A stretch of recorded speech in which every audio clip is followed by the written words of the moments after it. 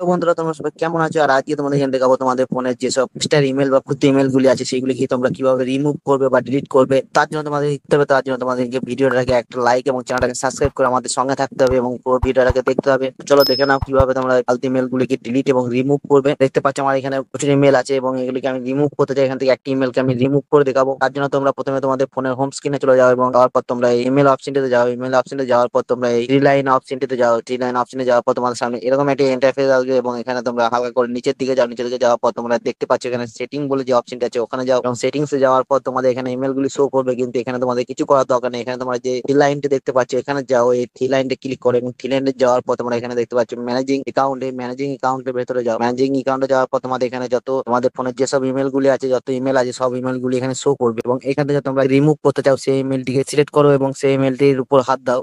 এখানে সেট করার পর তোমাদের এখানে দিয়ে দিয়েছে রিমুভ কাউন্ট। তোমরা এখানে হাত দেওয়ার পর তোমাদের অ্যাকাউন্টটি তোমাদের ইমেলটি রিমুভ হয়ে যাবে এবং ফোন থেকে ডিলিট হয়ে যাবে। তো তোমরা চাইলে এখান থেকে রিমুভ করে নিতে পারো। আমার এই ইমেলটিকে আমি রিমুভ করবো, ফোন থেকে ডিলিট করবো, তার জন্য আমি রিমুভে ক্লিক করবো এবং ক্লিক করার পর তোমাদের এখানে দেখা যাচ্ছে দেখো রিমুভ অ্যাকাউন্ট। তো আমি এখানে সিলেক্ট করলাম এবং এখান থেকে আমার ওই ইমেলটি ফোন থেকে ডিলিট হয়ে গেছে বা ইমেলটি চলে গেছে।